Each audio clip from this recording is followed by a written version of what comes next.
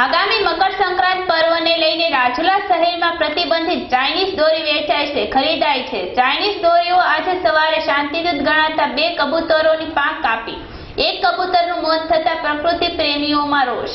પતંગ અને પતંગની દોરીનું વેચાણ કરતા વેપારીઓને ત્યાં પ્રતિબંધિત ચાઇનીઝ દોરીના વેચાણને લઈને પોલીસ દ્વારા આકરી કાર્યવાહી થાય તે પ્રકૃતિ પ્રેમીઓ ઈચ્છી રહ્યા છે અને પતંગ રસિયાઓને જાહેર અપીલ પણ કરવામાં આવે છે કે પતંગ ચગાવવા ચાઇનીઝ દોરીનો ઉપયોગ ના કરે।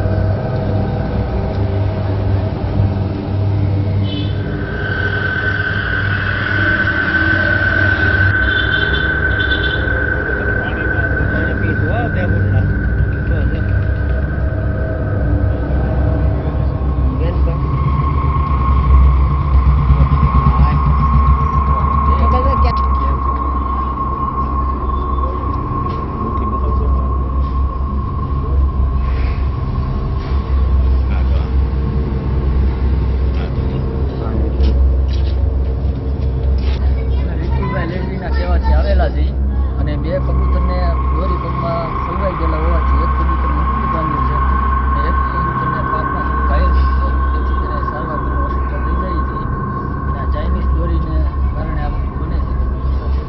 તેથી વન વિભાગને અપીલ કરીએ છીએ કે ચાઇનીઝ દોરી માટે પ્લીઝ આ અબોલ પક્ષીઓને બચાવો, મહેરબાની કરીને। રાજુલા નેચર ક્લબ તમને હાથ જોડીને વિનંતી કરે છે। ચાઇનીઝ દોરો ઘઉંની છે।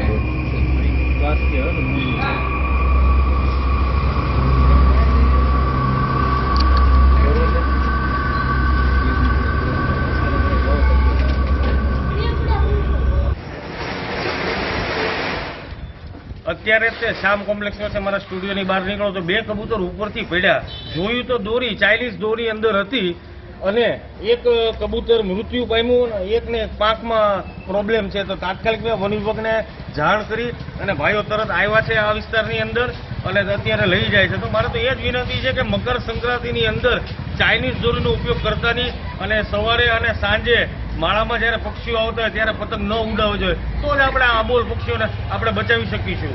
અને ક્યાંય પણ જો આવા પક્ષીઓ ઘાયલ દેખાય તો વન વિભાગ અને રાજુલા નેચર ક્લબને જાણ કરશો।